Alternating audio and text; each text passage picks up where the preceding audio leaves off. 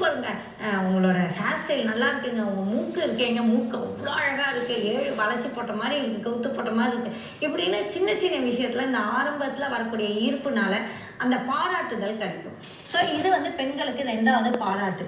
3வது toxic relationship. Already அவங்க ஏதோ ஒரு டாக்ஸிக் ரிலேஷன்ஷிப்பில் ரொம்ப அழுத்தங்களில் இருப்பாங்க, அதில் வரும். ஏன்னா எல்லாத்தையோட மேலே என்ன சொல்கிறாங்க அப்படின்னா ஷேரிங். அதாவது அவங்க சொல்கிறத காது கொடுத்து வாங்க ஆள் கிடையாது. யார்கிட்டையாவது நம்ம சொல்லணும், இதை யார்கிட்டையாவது பேசணும், எந்த பெண்கிட்டையாவது போங்க, அவங்கள்ட்ட நீங்கள் போய் காது ஃபஸ்ட்டு இந்த ரிலேஷன் இஎம்ஐலாம் போட்டால் ஒரு ஆண்கிட்ட வந்து எப்படி நீங்கள் மைனிங்க அப்படின்னு கேட்டிங்க அப்படின்னா, எங்கள் வீட்டுக்கார்ட்ட போய் பேசினேன் அப்படின்னா செவுத்தில் பேசுகிற மாதிரி இருக்கும் மேடம். ஆனால் இவர் என்கிட்ட கேட்குறாங்க. ஒரு பெண்ணுக்கு எதுவுமே வேண்டாங்க, காது கொடுத்து கேட்டாலே போதும். அவங்களுக்கு நீங்கள் தீர்வெல்லாம் சொல்லவே வேண்டாம், அவங்களுக்கு எல்லா தீர்வும் தெரியும், எல்லா பிரச்சனையும் அவங்களே சால்வ் பண்ணிப்பாங்க. ஆனால் அதை யார்கிட்டையாவது ஷேர் பண்ணணும் அப்படிங்கிற அந்த ஒரு விஷயம். இந்த men in Mars women from Venus அப்படிங்கிற புத்தகம்லாம் படிக்கிறப்போ இன்னும் அதை பற்றி தெரியும். ஒரு உமன் ஒரு பிரச்சனையை சால்வ் பண்ணுறதும் மென் அமைதியாகிடுவாங்க. ஆனால் உமன் வந்து அந்த பிரச்சனையை வந்து சால்வ் பண்ணுறது அந்த ஷேரிங் மூலமாக அவங்க ஒரு இது கேட்பாங்க. அப்புறம் ஒரு பாதுகாப்பு. பெண் எப்போதுமே அவங்க இயற்கையிலேயே ஒரு பாதுகாப்பை தேடின உறவை தான் தேடுவாங்க. அந்த பாதுகாப்பு வந்து இங்கே வந்து ஃபினான்ஷியலாவோ இல்லை ஒரு பலத்த இதுவாகவோ. No more manual trading, no complicated data analysis, no more wasting hours glued to your screens.